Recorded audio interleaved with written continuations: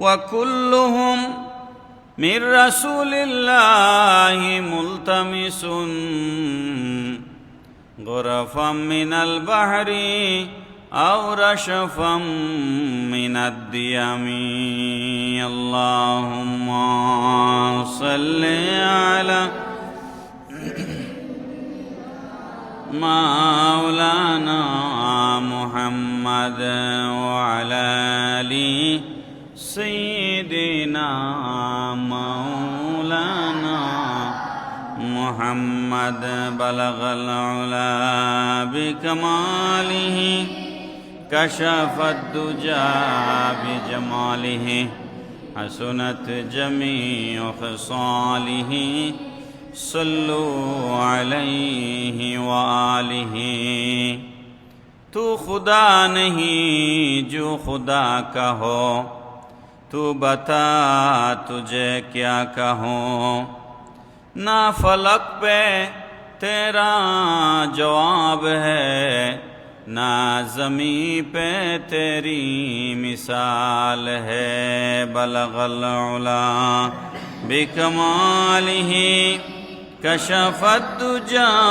بجماله حسنت جميع خصاله صلوا عليه وآله مولاي صل وسلم وبارك عليه أعوذ بالله من الشيطان الرجيم بسم الله الرحمن الرحيم وتقلبك في الساجدين صدق الله مولانا العظيم وصدق رسوله النبي الحبيب الكريم محترم معزز মুসল্লিয়ান কেরাম আসসালামু আলাইকুম ওয়া রাহমাতুল্লাহি ওয়া বারাকাতুহু মহান মুনিবের আলিশান দরবারে লক্ষ কোটি শুকুর এবং সুজুদ যে আল্লাহ পাক রব্বুল আলামিন আমাদেরকে এ মাহে সফর শরীফের তৃতীয় জুমায় আল্লাহর মসজিদে আসবার তৌফিক দান করেছেন। মুনিবের মহান আলিশান দরবারে উচ্চ আওয়াজে হৃদয়ের সমস্ত ভালোবাসা উজাড় করে সকলে পড়ি আলহামদুলিল্লাহ। ইয়া রব্বি লাকাল হামদু কামা ইয়ানবাগি লিজালালি ওয়াজহিকা ওয়া কাদিমি সুলতানিক। সম্মানিত হাজিরিন, এই মাসের পরেই হচ্ছে মাহে রবিউল আউয়াল শরীফ, সফরের পরে রবিউল নূর শরীফ। রবিউল আউয়াল শরীফ হচ্ছে আমাদের আকা মাওলা তাজদার মদিনা সুরুরে কলব সিনা সৈয়দুল মুরসালিন নবীউল আম্বিয়া শফিউল মুজনবিন রহমতুল্লিল আলমিন সাহেবে কোরআন সাহেবে কাউসার, হাসরে কবরে মিজানে আমাদের সুপারিশকারী, আমাদের কাণ্ডারি, আমাদের জানের থেকেও প্রিয় নবী, আখেরি জবানের নবী, নবীয়ে দু জাহা হযরত মুহাম্মদুর রাসূলুল্লাহ সাল্লাল্লাহু আলাইহি ওয়াসাল্লামার পবিত্র বেলাদত শরীফ, পবিত্র শুভ আগমনের মাস। যেই নবীর আগমনে আসমান জমিন আরশ কুরসি লৌহ কলম জিন ইনসান কুল কায়নাত খুশি হয়েছিল। খুশির শিহরণ, আনন্দের বন্যা সারা সৃষ্টির মধ্যে বয়ে গিয়েছিল। সেই নবীর আগমনের মাস হচ্ছে রবিউল আউয়াল শরীফ। আগস্টের 15 তারিখ থেকে এই মাস শুরু হবে। আজকে হচ্ছে 31শে জুলাই, তার মানে আর 15 দিন আছে। 15 দিন পরেই রবিউল আউয়াল শরীফের মাস শুরু হবে। কিন্তু সেই রবিউল আউয়াল মাস আসার আগেই কিছু গুস্তাখে রসুল, কিছু বেয়াদবে রসুল, কিছু দুশ্মনের রসুল, কিছু শয়তানের অনুসারী, তাদের গায়ে আগুন লাগা শুরু হয়েছে। এখন থেকেই তারা ঈদ মিলাদুন্নবী ইসলামার বিরোধিতা করা শুরু করেছে। এবং আমাদের দেশে এবং পৃথিবীর বহু দেশে রাষ্ট্রীয়ভাবে ঈদে মিলাদুন্নবী সাল্লাল্লাহু আলাইহি ওয়াসাল্লাম উদযাপন হয়। সেটা বাংলাদেশে শেখ মুজিবুর রহমান, জিয়াউর রহমান, এরশাদ সরকার, খালেদা জিয়া, শেখ হাসিনা সব সরকারের সময় ঈদে মিলাদুন্নবী সাল্লাল্লাহু আলাইহি ওয়াসাল্লাম রাষ্ট্রীয় ছুটি ঘোষণা করে এদেশে ঈদে মিলাদুন্নবী উদযাপন হয়ে আসছে। কিন্তু আমরা ইদানিং দেখতে পাচ্ছি 5 আগস্টের পরে 2024-এর যারা বাংলাদেশে তৌহিদি জনতার নাম দিয়ে বিভিন্ন জায়গায় মব সৃষ্টি করেছে, মাজার ভাঙচুর করেছে, আল্লাহর ওলিদের ইজ্জতের উপর আঘাত এনেছে, এরকম একটা গোষ্ঠী ঈদ মিলাদুন্নবী সাল্লাল্লাহু আলাইহি ওয়াসাল্লামের বিরুদ্ধে কথা বলা শুরু করেছে এবং ঈদ মিলাদুন্নবীর ছুটি বাতিল করার জন্য তারা দাবি জানাচ্ছে। এই প্রেক্ষিতে আমি আজকে থেকেই ঈদ মিলাদুন্নবী সাল্লাল্লাহু আলাইহি ওয়াসাল্লামের আলোচনা শুরু করার ইচ্ছা পোষণ করছি। আমি মনে করেছিলাম আমি আজকে আরও 2-1 জুমা অন্য কোনো প্রসঙ্গে কথা বলে পরে শুরু করব, কিন্তু আমি একটু অ্যাডভান্স এগুলা শুরু করছি, কারণ যখন কোনো জিনিসের প্রতি বাধা আসে তখন সেটার জবাব দেওয়া হকপন্থী উলামায়ে কেরামের উপরে এটা দায়িত্ব হয়ে যায়। সেই দায়িত্ববোধ থেকে আমি আজকে কোরআনুল কারীমের আয়াতে কারিমার অংশবিশেষ তেলাওয়াত করেছি। এই আলোচনা অন্য সময়েও আমি আপনাদের সামনে করেছি, সেটা অন্য প্রসঙ্গে করেছি, কিন্তু আজকে আমি রসুল পাক সাল্লাল্লাহু আলাইহি ওয়াসাল্লামের পৃথিবীতে শুভাগমন এইটার উপরে আজকে আলোচনা হবে এবং ধারাবাহিকভাবে সামনের কয়েক জুমা এই বিষয়ে আলোচনা হবে ইনশাআল্লাহ। আল্লাহ পাক রব্বুল আলামিন কোরআন শরীফে বলছেন, ওয়া তাকাল্লুবাকা ফিস সাজিদিন। ও মাই beloved Prophet sallallahu alaihi wasallam, I have noticed your rotation among the prostrate Muslims. আল্লাহ পাক রব্বুল আলামিন বলছেন, ও আমার প্রিয় মাহবুব সাল্লাল্লাহু আলাইহি ওয়াসাল্লাম, আমি সেজদাকারীদের ভেতরে আপনার আবর্তন লক্ষ্য করেছি। পড়েন সুবহানাল্লাহ। অর্থাৎ সেজদাকারীদের ভিতরেই আল্লাহর নবী সাল্লাল্লাহু আলাইহি সাল্লাম আবর্তিত হয়ে হয়ে হয়ে হয়ে জমিনে তশরিফ এনেছেন। পড়ুন সুবহানাল্লাহ। মাওয়াহেবে লদুনিয়া কিতাবের মধ্যে হযরত আব্দুল্লাহ ইবনে আব্বাস রাদিয়াল্লাহু তাআলা আনহুমা থেকে একখানা রিওয়ায়াত ইমাম কস্তালানী রহমতুল্লাহ আলাইহি মাওয়াহেবে লদুনিয়ার মধ্যে এনেছেন। হযরত আব্দুল্লাহ ইবনে আব্বাস রাদিয়াল্লাহু তাআলা আনহুমা বলছেন, লাম ইয়াজালিল্লাহু ইয়ানকুলুনি মিনাল আসলাবিত তাইয়্যিবাতি ইলাল আরহামিত তাহিরাতি মুসাফফান মুহাজ্জাবান। নবী পাক সাল্লাল্লাহু আলাইহি ওয়াসাল্লাম বলেছেন, আল্লাহ পাক রব্বুল আলামিন আমাকে জমিনে যে পাঠিয়েছেন, আল্লাহ gradually brought me to the world by transferring me from the pure through the pure আল্লাহ নবী সাল্লাল্লাহু আলাইহি ওয়াসাল্লাম বলতেছেন, যেই প্রক্রিয়ার ভিতর দিয়ে আল্লাহ পাক আমাকে জমিনে পাঠিয়েছেন, আমার বংশধারার মধ্যে আমার পিতৃপুরুষ এবং মাতৃপুরুষের মধ্যে কোনো নাপাকি ছিল না। পবিত্র মায়ের রেহেম এবং পবিত্র পিতার সুলবের মাধ্যমে আল্লাহ পাক আমাকে জমিনে পাঠিয়েছেন। পড়েন সুবহানাল্লাহ।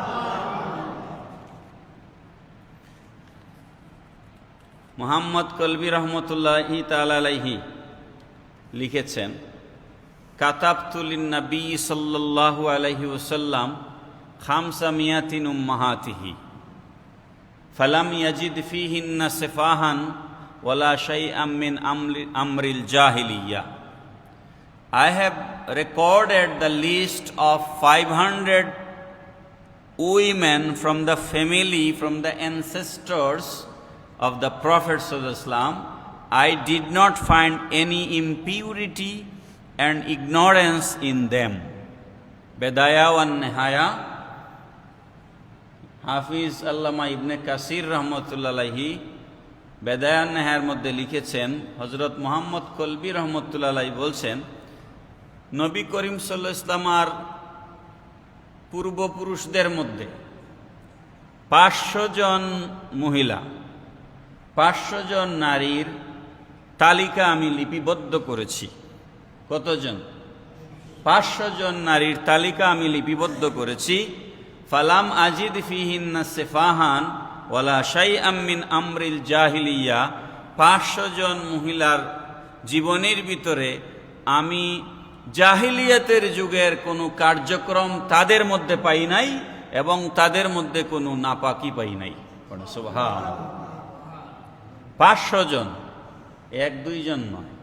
আমি এর আগেও আপনাদেরকে বলেছি, ধরুন আপনাকে যদি জিজ্ঞেস করা হয় আপনার মায়ের নাম কি, সেটা আমাদের এনআইডিতেও লেখা আছে, সার্টিফিকেট কাগজপত্রে সব জায়গাতেই লেখা আছে। তারপরে যদি আপনাকে জিজ্ঞেস করা হয় আপনার নানির নাম কি, মায়ের মা হয়তো আমরা বলতে পারবো।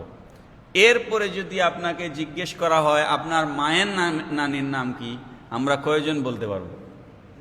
মায়ের নানির নাম আমরা বলতে পারবো না। তো আমার আর রসুলের মধ্যে পার্থক্য হচ্ছে এটা, যে রসুল সাল্লাল্লাহু আলাইহি ওয়াসাল্লাম আর বংশের 500 জন ঊর্ধ্বতন মহিলাদের তালিকা ইমাম মুহাম্মদ কলবি রহমতুল্লাহ আলাইহি লিপিবদ্ধ করেছেন, যেখানে রসুলের বংশের 500 জন নারীর তালিকা লিপিবদ্ধ আছে, আর আমার বংশের 3 জনেরও নাই। সেই জায়গায় আমি আর রসুলের পার্থক্য। পড়েন সুবহানাল্লাহ। রসুলের বংশের 500 জন নারীর তালিকা লিপিবদ্ধ করেছেন এবং তিনি বলছেন, ফালাম আজিদ ফিহিন্না সিফাহান ওয়ালা শাইআম মিন আমরিল জাহিলিয়া। কোনো সেফাহি ছিল না, ইমপিউরিটি ছিল না, কোনো নাপাকি ছিল না তাদের মধ্যে, এবং জাহিলিয়াতের কোনো কার্যক্রম তাদেরকে স্পর্শ করে নাই। পড়েন সুবহানাল্লাহ। ওয়ারাকা বিন নওফল, আপনারা নাম শুনেছেন। ওয়ারাকা বিন নওফল ছিলেন হযরত খাদিজা রাদিয়াল্লাহু তাআলা আনহার চাচাতো ভাই। ওয়ারাকা বিন নওফল তিনি ছিলেন বড় পণ্ডিত। Waraqa bin Nawfal, Waraqa bin নওফলের একজন বোন ছিলেন, তার নাম ছিল ফাতেমা উরফে উম্মে কিতাল। ফাতেমা উরফে উম্মে কিতাল, যিনি ওয়ারাকা বিন নওফলের আপন বোন ছিলেন। তার মানে খাদিজা রাদিয়াল্লাহু আনহার চাচাতো বোন। খাদিজা রাদিয়াল্লাহু আনহার চাচাতো বোন। তিনি রাসূল সাল্লাল্লাহু আলাইহি ওয়াসাল্লাম আর পিতা হযরত আব্দুল্লাহ রাদিয়াল্লাহু তাআলা আনহুকে বিয়ে করার জন্য প্রস্তাব দিয়েছিলেন। আব্দুল্লাহ রাদিয়াল্লাহু আনহুকে বিয়ে করার জন্য প্রস্তাব পাঠাইছিলেন। শুধু প্রস্তাব নয়, আসছে কিতাবের মধ্যে, তারিখের কিতাবগুলোতে, সিরতে ইবনে হিশামের মধ্যে আসছে, অন্য অন্য কিতাবে আসছে, মাওয়াহিবুল দুনিয়ার মধ্যে এই কাহিনী আছে যে হযরত আব্দুল্লাহ যখন গড় থেকে বের হইতেন, রাস্তা দিয়ে যখন হেঁটে যেতেন, ওয়ারাকা বিন নওফলের বোন ফাতেমা ওরফে উম্মে কিতাল তিনি রাস্তায় দাঁড়ায়া থাকতেন হযরত আব্দুল্লাহ রাদিয়াল্লাহু আনহুকে এক নজর দেখার জন্য। কারণ হযরত আব্দুল্লাহ রাদিয়াল্লাহু আনহুর কপালের মধ্যে নূরে মুহাম্মদী ছিল। কপালের মধ্যে কি ছিল? নূরে মুহাম্মদী ছিল। সেটা দেখবার জন্য তিনি দাঁড়িয়ে থাকতেন এবং তাকে ডাকতেন। যেই দিন হযরত আব্দুল্লাহ এবং হযরত আমেনা দুইজনের যেদিন শাদী মুবারক হয়ে গেল, এর পরের দিন তিনি যখন ওই রাস্তা দিয়ে যাচ্ছেন, আজকে আর ওয়ারাকা বিন নওফলের বোন ফাতেমা ওরফে উম্মে কিতাল আজকে আর হযরত আব্দুল্লাহকে ডাকে না, হযরত আব্দুল্লাহর দিকে তাকায়ও না, কোনো আকর্ষণ নাই। এবার হযরত আব্দুল্লাহ নিজেই দাঁড়ালেন যে এই মেয়ে প্রতিদিন আমাকে ডাকে, বিয়ের প্রস্তাব পাঠিয়েছে আমার বাড়িতে, কিন্তু আজকে আমার দিকে তাকাচ্ছে না, কারণ কি? তিনি জিজ্ঞেস করলেন, কি হয়েছে যে তুমি প্রতিদিন আমার জন্য অপেক্ষা করতে, কিন্তু আজকে তুমি আমার দিকে তাকাচ্ছই না, পাত্তাই দিচ্ছ না। তখন মাওয়াহিবুল দুনিয়ার ইবারত, তখন ফাতেমা উরফে উম্মে কিতাল বলছেন, কাদ ফারাকাকা নূরুল্লাযী কানা মাআকা বিল আমসি, গতকাল পর্যন্ত তোমার সাথে যে নূর ছিল সেই নূর আজকে আর তোমার মধ্যে নাই। সুবহানাল্লাহ। ফালাইসা লি বিকাল ইয়াউমা হাজাতুন, সুতরাং যেই নূর তোমার মধ্যে ছিল সেই নূর আমার মধ্যে আসুক, সেই নূরে মুহাম্মদী সাল্লাল্লাহু আলাইহি ইসলাম আমার মধ্যে আসুক, সেটার জন্য আমি লালায়িত ছিলাম। ফালাইসা লি বিকালিয়া মাহাজাতুন ইন্নামা আরাদতু আন ইয়াকুনা নূরা ফিয়া ফাআবাল্লাহ।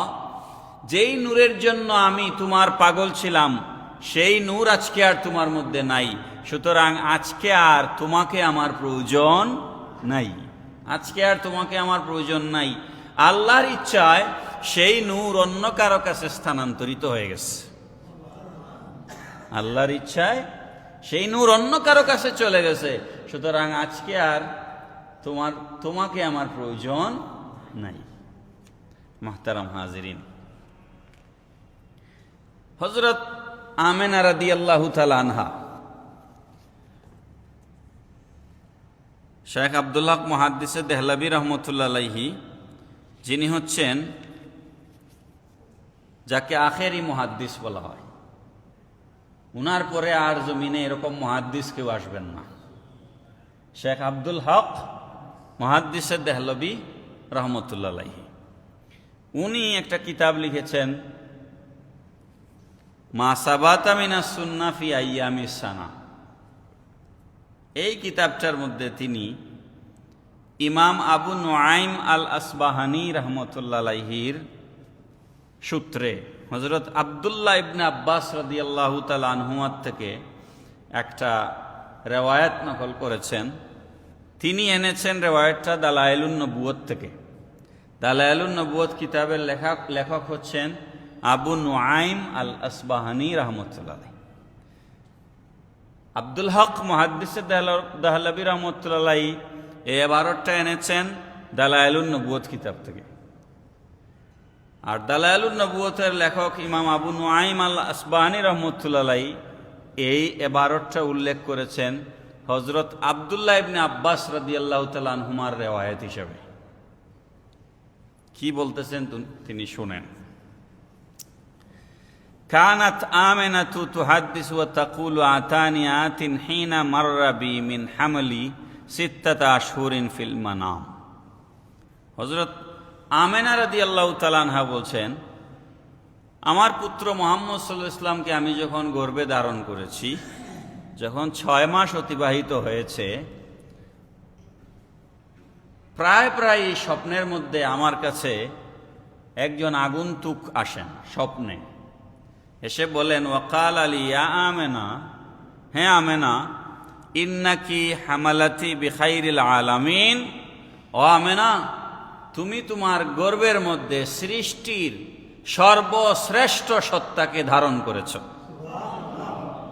সৃষ্টির সর্বশ্রেষ্ঠ সত্তাকে তুমি তোমার গর্ভে ধারণ করেছ।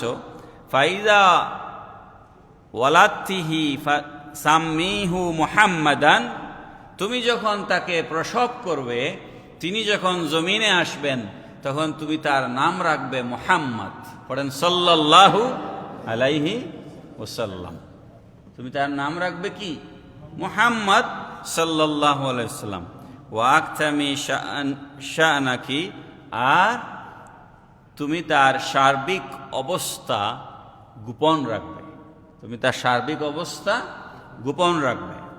কালাত সুম্মা লাম্মা আখাযানি মা ইয়াখুযুন নিসা, অতঃপর যখন আমার সন্তান মুহাম্মদ সাল্লাল্লাহু আলাইহি ওয়াসাল্লামকে প্রসবের সময় আসলো, ওয়া যাকারাত আজাইবুম মিম্মা রাআইতু মিনাত তুয়ুরিল বাইদি মানাকিরুহা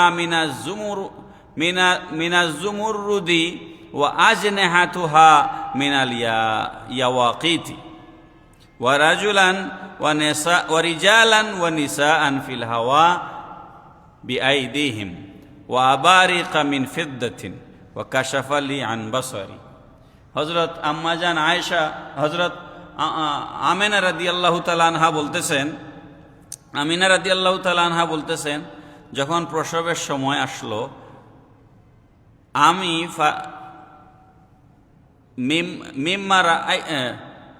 ওয়া যাকারাত আজাইবুন, এমন কিছু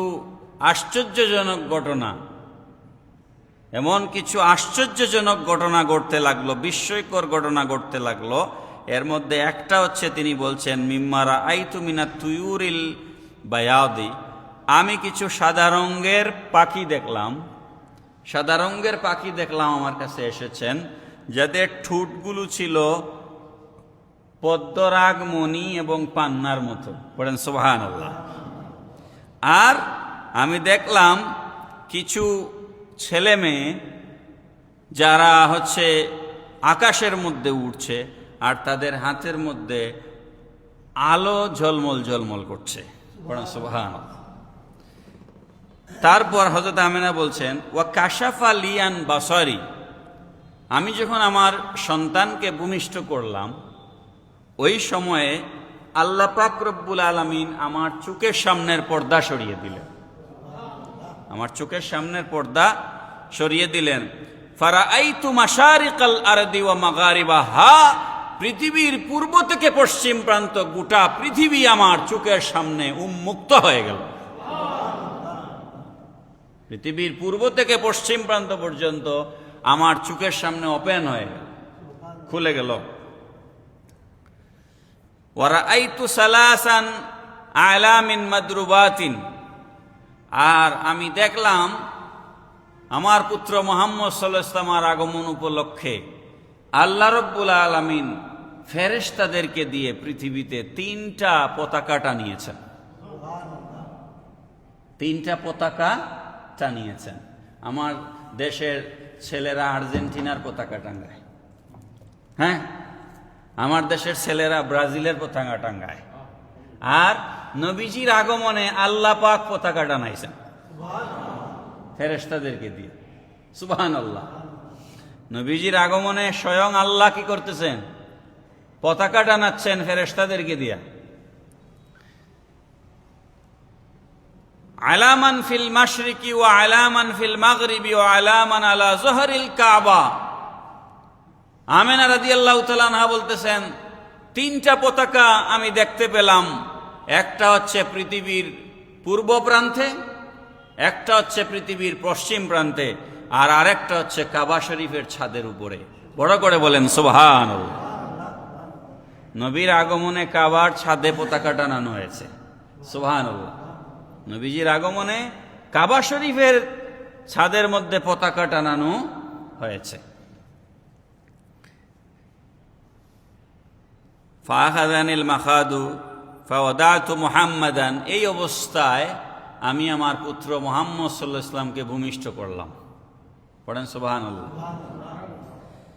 ফানাযারতু ইলাইহি, আমি তার দিকে নজর দিলাম। সন্তান ভূমিষ্ঠ হয়েছে, মা হিসেবে আমি দেখতে চাইলাম। ফাইজা হুয়া সাজিদুন, আমি দেখলাম আমার পুত্র মুহাম্মদ সাল্লাল্লাহু আলাইহি ওয়াসাল্লাম জমিনে ভূমিষ্ঠ হয়ে সিজদায় পড়ে গেছে। জমিনে ভূমিষ্ঠ হয়েই কি দিলেন? সিজদা দিলেন। ওয়াকাদ রাফা ইসবাইহি কাল মুতাদাররিল মুবতাহিলি, আর আমি দেখলাম তিনি সেজদা থেকে উঠে তার শাহাদাত আঙ্গুলি উপরের দিকে, শাহাদাত আঙ্গুলি উপরের দিকে তুলে ধরেছেন, আর রব্বুল আলামিনের দরবারে তিনি কান্নাকাটি অবস্থায়, বিনয়বত অবস্থায় তিনি শাহাদাত আঙ্গুলি উপরের দিকে তুলে ধরে আল্লাহ রব্বুল আলামিনকে সেজদা দিয়েছেন। পড়েন সুবহান। অন্যান্য রেওয়ায়তের মধ্যে আসছে যে রাসূল সাল্লাল্লাহু আলাইহি ওয়াসাল্লাম যে সেজদা দিয়েছিলেন, এই সেজদার মধ্যে সুবহান রাব্বিয়াল আলা তাসবিহ ছিল না। এই সেজদার মধ্যে নবীজি বলেছিলেন রব্বি হাবলি উম্মতি, রব্বি হাবলি উম্মতি, রব্বি হাবলি উম্মতি। এর অর্থ হচ্ছে আয় আল্লাহ, 2টা অর্থ করা হয় রব্বি হাবলি উম্মতি। এর অর্থ হচ্ছে আল্লাহ তুমি আমার উম্মতদেরকে ক্ষমা করে দাও, আর আমার উম্মতকে আমার জিম্মায় দিয়ে দাও। আমার উম্মতকে আমার জিম্মায় দিয়ে দাও। আমরা যে এত নামাজ পড়ি, এত সেজদা দেই, এই সেজদার কবুলিয়তের কোনো গ্যারান্টি নেই। উলামায়ে কেরামগণ বলেছেন রসুল করিম সাল্লাল্লাহু আলাইহি ওয়াসাল্লাম আল্লাহ রব্বুল আলামিনকে দুইটা সেজদা, একটা দিয়েছেন আর আরেকটা দিবেন, একটা দিয়েছেন আর আরেকটা দিবেন। সেজদা হিসাবে আল্লাহর সন্তুষ্টির জন্য রসুলের এই দুই সেজদাই যথেষ্ট। পৃথিবীর কোনো মানুষ যদি আল্লাহকে সেজদা না দেয় তাতে আল্লাহর কিচ্ছুই যায় আসে না। আচ্ছা, আমরা কেউ যদি আল্লাহকে সেজদা না দেই তাইলে আল্লাহর উলুহিয়ত, আল্লাহর ওয়াহদানিয়ত, খুদার খুদাই কি বাতিল হয়ে যাবে নাকি? আমরা সেজদা না দিলে, বরং আমরা সেজদা দিলে আমাদের মর্যাদা বাড়ে। আমরা সেজদা আল্লাহর জন্য দেই না, আমরা সেজদা আমাদের নিজেদের জন্য দেই। আমাদের সেজদায় আল্লাহর কিছু যায় আসে না। আমাদের সেজদা দিলে আমাদের উপকার হয়, না দিলে আমাদের ক্ষতি হয়। কথা কি বুঝতেছেন? নবী পাক সাল্লাল্লাহু আলাইহি ইসলাম বেলাদত শরীফের সময়, শুভ আগমনের সময় একটা সেজদা আল্লাহ রব্বুল আলমীকে দিয়েছেন, আর আরেকটা সেজদা হাসরের মাঠে নবীজি আল্লাহকে দিবেন। পড়েন সুবহানাল্লাহ। তাফসীরে মাযহারি শরীফের মধ্যে আল্লামা কাজী সানাউল্লাহ পানিপতি রহমতুল্লাহ আলাইহি ওয়া মিনাল লাইলি ফাতাহাজ্জাত বিহি নাফিলাতাল লাক আসা আন ইয়াবআসাকা রাব্বুকা মাকামাম মাহমুদা, এই আয়াতের ব্যাখ্যায় আল্লামা কাজী সানাউল্লাহ পানিপতি রহমতুল্লাহ আলাইহি লিখেছেন, আয়াতের অর্থ হচ্ছে, ইয়া রাসূলুল্লাহ সাল্লাল্লাহু আলাইহি সাল্লাম, আপনি রাতের কিছু অংশে উঠে তাহাজ্জুদের নামাজ পড়ুন। আপনি যদি তাহাজ্জুদের নামাজ পড়েন, অচিরেই আপনাকে আমি আল্লাহ মাকামে মাহমুদ দান করব। এই মাকামে মাহমুদের ব্যাখ্যায় বুখারী এবং মুসলিমে হাদিস এসেছে। এই লম্বা হাদিস, পড়া হাদিস আমার এখন পড়া উদ্দেশ্য নয়, আমি আপনাদেরকে প্রসঙ্গক্রমে কথাটা বলছি। হাসরের মাঠ যখন কায়েম হবে, সমস্ত হাসরবাসী এক একজন করে নবীদের কাছে দৌড়াবে।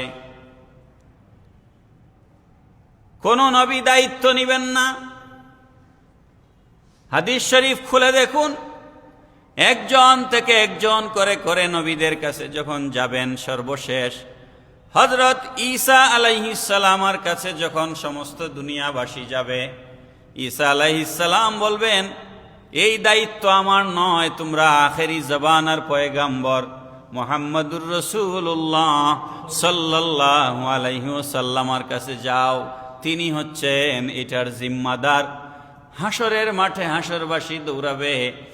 সর্বশেষ আকায়ে নামদার তাজদারে মদিনা রহমাতুল লিল আলামিন শফিউল মুজনবিন গুনাহগার উম্মতের তোরানেওয়ালা নবী, দু জাহানের বাদশা নবী, দুনিয়া এবং আখিরাতে তোরানেওয়ালা নবী, নূরের নবী রহমাতুল লিল আলামিন দয়াল নবীজির দরবারে হাসরের মানুষরা গিয়ে উপস্থিত হবে। ইয়া রাসূলুল্লাহ সাল্লাল্লাহু আলাইহি ওয়াসাল্লাম, মেহেরবানি করে আজকে আমাদের জন্য আপনি সুপারিশ করুন। সমস্ত নবীগণ হাসরের মানুষদেরকে তাড়িয়ে দিয়েছেন, কেউ দায়িত্ব নেন নাই, কিন্তু এই ঘোর বিপদে আমার রসুল রহমতুল লিল আলামিন আমাদের দায়িত্ব নিবেন। পড়েন সুবহানাল্লাহ। নবীজি তখন কি বলবেন? নবীজি বলবেন, আনা লাহা, হ্যাঁ সঠিক জায়গায় তোমরা এসেছো, ঠিক জায়গায় তোমরা এসেছো। আমার রব্বুল আলামিন, মহান রব আল্লাহ সুবহানাহু ওয়া তাআলা হাসরের মাঠে সুপারিশ করার দায়িত্ব আমি নবীকে দান করেছেন। হাদিস শরীফের মধ্যে এসেছে, কাজী সানাউল্লাহ পানিপতি রহমাতুল্লাহ আলাইহি তাফসিরে মাযহারি শরীফের মধ্যে হাদিস নকল করেছেন। বুখারী মুসলিমের হাদিস, লম্বা ছড়া হাদিস, আমি মূল কথা আপনাদেরকে বলছি।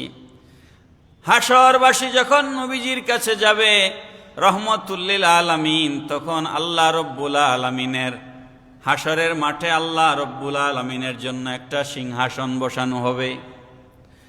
হাসরের মাঠে রব্বুল আলামিনের জন্য একটা সিংহাসন বসানো হবে। আল্লাহর সিংহাসনের পাশে নবীজির জন্য আল্লাহ রব্বুল আলামিন একটা সিংহাসন বসাবেন, যেই সিংহাসনের নাম হচ্ছে মাকামে মাহমুদ। পড়েন সুবহানাল্লাহ।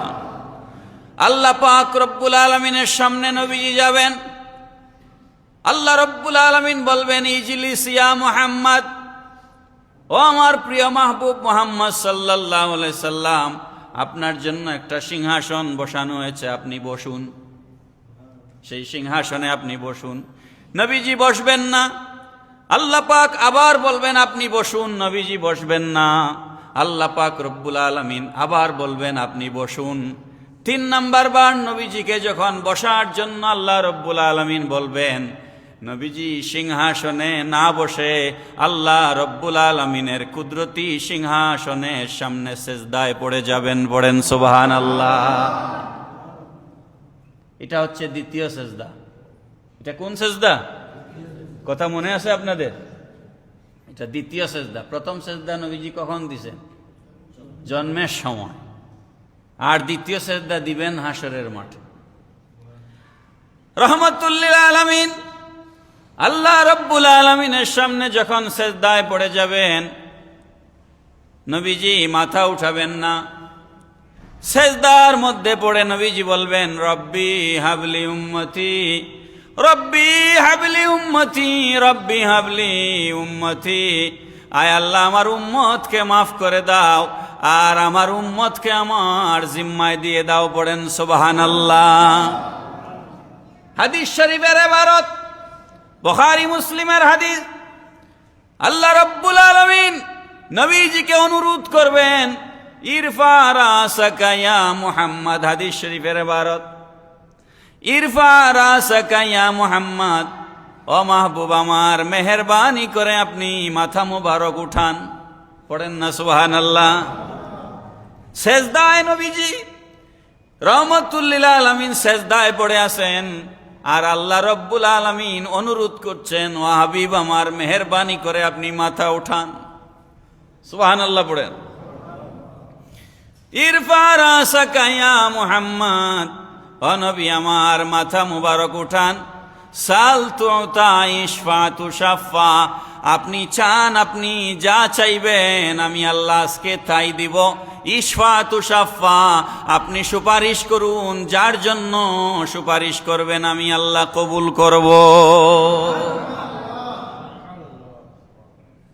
কত নিমক হারামের দল, আফসোস তাদের জন্য। কত নিমক হারামের দল। কয় হাসরের মাঠে নবী অপরের কল্যাণ করা তো দূরের কথা, নিজের কল্যাণ অকল্যাণ করতেও নবী অক্ষম। আরে মিয়া, বইয়ে লেখা আছে, বই আছে আমার কাছে, দেখবেন, নিয়ে আসবেন সামনের জুম্মায়।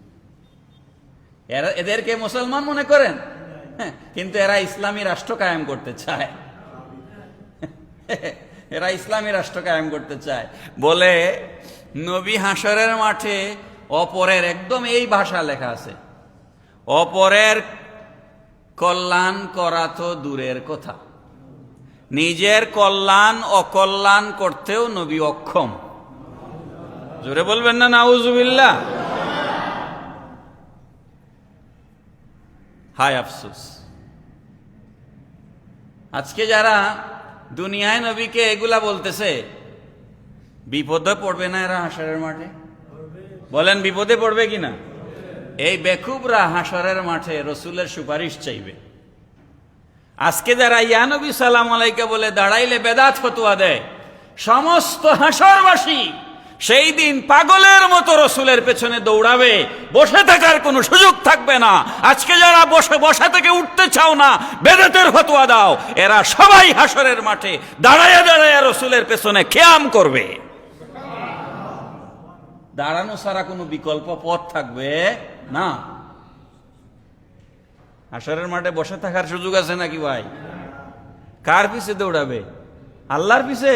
আজকে যারা আল্লাহ আল্লাহ করতেছে, হ্যাঁ আল্লাহ আল্লাহ তো করবে নেই, নবীকে বাদ দিয়া নাকি ভাই? আজকে যারা নবীকে বাদ দিয়া শিরকের ভয় দেখায় আল্লাহ আল্লাহ করে, এরা হাসরের মাঠে আল্লাহরে খুঁজেই পাবে না। হাসরের মাঠে তো পাইবেন নবীকে, আল্লাহকে কোথায় পাবেন? আল্লাহ পর্যন্ত যাওয়ার কোনো বাপের বেটার ক্ষমতাই হবে না আমার রসুলের সুপারিশ ছাড়া। আল্লাহ পর্যন্ত যাবেন কেমনে?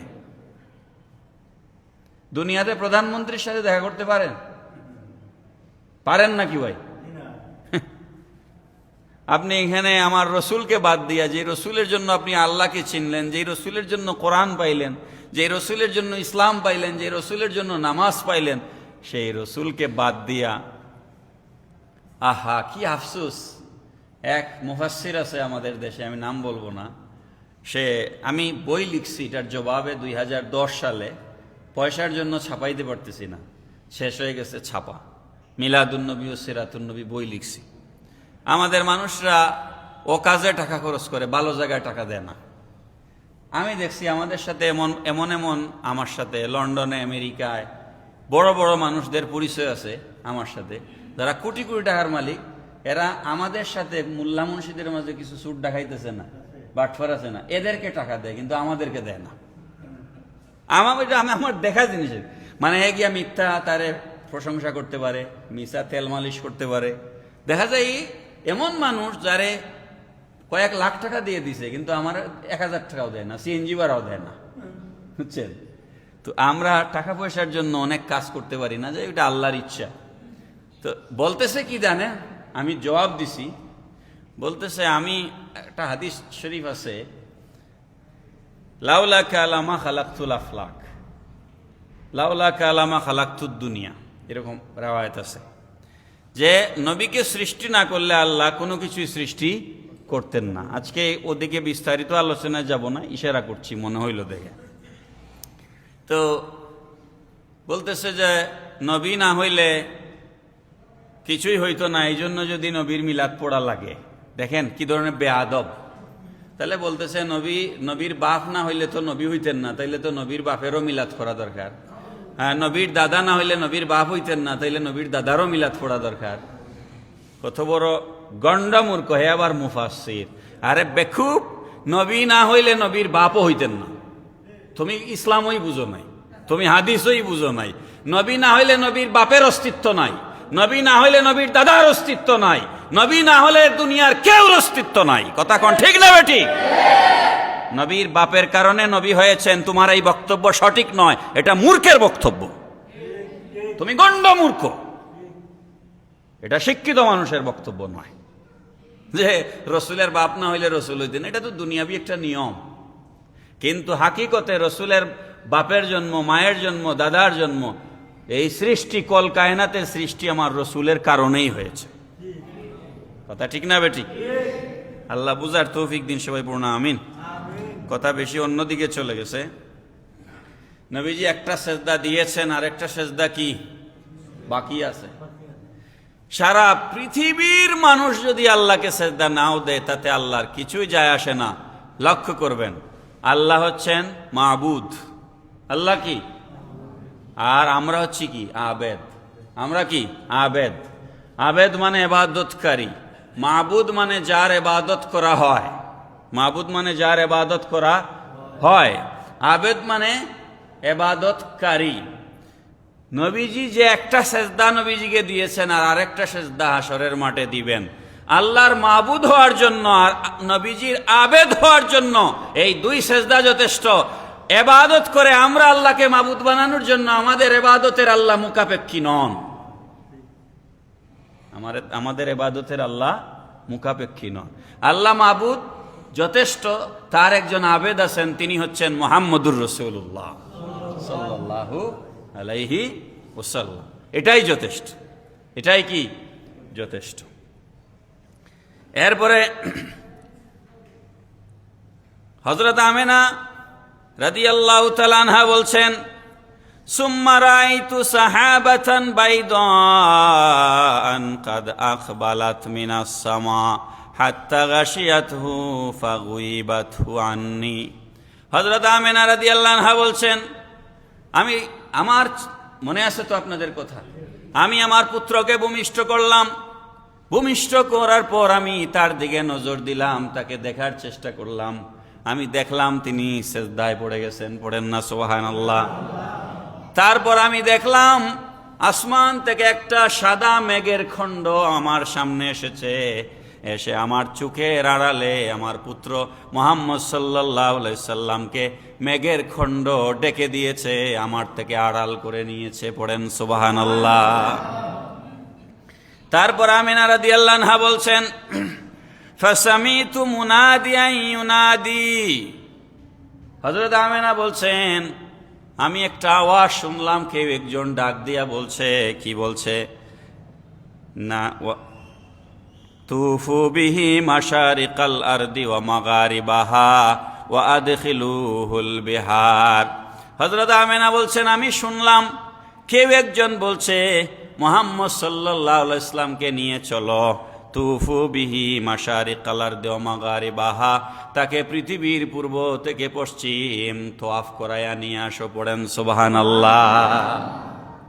জন্মের পরের ঘটনা, তাকে সারা পৃথিবী কি করো? তোয়াফ করায়া নিয়ে আসো। ওয়া আদখিলুহুল বিহার, আর তাকে সমুদ্র ভ্রমণ করায়া নিয়ে আসো। লিয়ারিফুহু বিইসমিহি ওয়া নাতিহি ওয়া সূরাতিহি, যাতে করে পূর্ব পশ্চিম উত্তর দক্ষিণ সমুদ্রের প্রাণী সবাই যেন তাকে চিনতে পারে, তার নাম জানতে পারে, তার পরিচয় জানতে পারে। পড়েন সুবহানাল্লাহ। আচ্ছা, আজকে তো ইউটিউবের যুগ, ফেসবুকের যুগ। হ্যাঁ, এই কারণে আমরা যারা viral content creator, content create করে বা ভাইরাল, তাদেরকে আমরা পৃথিবীর এক প্রান্ত থেকে আরেক প্রান্তে চিনতে পারি। ১৫০০ বছর আগে যেই সময় রাসূল সাল্লাল্লাহু আলাইহি সাল্লাম জমিনে এসেছিলেন, না টিভি ছিল, না স্যাটেলাইট ছিল, না ইউটিউব ছিল, না ফেসবুক ছিল, না কোনো প্রযুক্তি ছিল, না প্লেন ছিল, না ট্রেন ছিল, না বাস ছিল। বলেন, কিচ্ছু ছিল? হ্যাঁ, প্লেন নাই, ট্রেন নাই, বাস নাই, ভেহিকল নাই, গাড়ি নাই, স্যাটেলাইট টিভি চ্যানেল নাই, ইউটিউব নাই, ফেসবুক নাই। এই রসুলের নাম শোনে নাই পৃথিবীতে কোনো প্রাণী আছে? বড় করে বলবেন না সুবহানাল্লাহ। এই নবীকে চিনে না পৃথিবীতে কোনো মানুষ আছে? যে দুশ্মন সেও জানে, যে রসুলকে নবী মানে না সেও জানে। কথা ঠিক না বেঠিক? যে রসুলকে রসুল মানে না সেও তাকে চিনে। এই চেনানোটা কে চিনাইছেন? এই কথাটাই এখানে বলা আছে।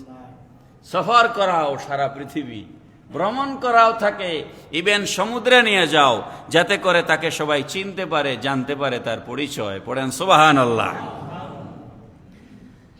আর শোনো, ওয়ায়ালামুনা আন্নাহু সুম্মিয়া ফিহাল মাহি। আমিনা বলতেছেন আমার কানে একটা আওয়াজ আসলো, আমি শুনতে পেলাম ইনি সাধারণ কোনো মানুষ নয়, আল্লাহ রব্বুল আলামিন বাছাই করে তাকে জমিনে পাঠিয়েছেন। তিনি পৃথিবীতে এমন বিপ্লব ঘটাবেন যেই বিপ্লবের দ্বারা কুফরি, শিরকি, বেদাতের সমস্ত অন্ধকার দূর হয়ে বিপন্ন মানবতা আল্লাহর পথ, বেহেশতে যাওয়ার পথ, বিপন্ন মানবতা আলোর পথ খুঁজে পাবে। পড়েন সুবহানাল্লাহ। আলোর পথ খুঁজে পাবে। লা ইয়াবকা শিরকুম মিনাশ শিরক। এই রাসূল আসার পরে আর শিরক থাকবে না। পড়েন না সুবহানাল্লাহ। ইল্লা মুহিয়া বিহি ফি জামানিহি সুম্মা তাজাল্লাত আনহু ফি আসরাই ওয়াক্তিন। আমিনা রাদিয়াল্লাহু তাআলা আনহা বললেন, এরপরে হঠাৎ করেই এই সাদা মেঘের খণ্ড আমার সামন থেকে চলে গেল। মুহতারাম হাজিরিন, মাত্র আলোচনা শুরু হলো। মাত্র আলোচনা কি? এই আলোচনা আগামী 1 মাস কমপক্ষে চলবে ইনশাআল্লাহ। প্রতি জুমাতেই ধারাবাহিকভাবে এই আলোচনা চলবে। আল্লাহ পাক রব্বুল আলামিন আমাদেরকে দয়াল নবীজির আশেক প্রেমিক হিসেবে মহান পবিত্র ঈদে মিলাদুন নবী সাল্লাল্লাহু আলাইহি ওয়াসাল্লামকে ধারণ করার তৌফিক দান করুন। সবাই বলি আমিন। আসসালামু আলাইকুম ওয়া রাহমাতুল্লাহি ওয়া বারাকাতুহু।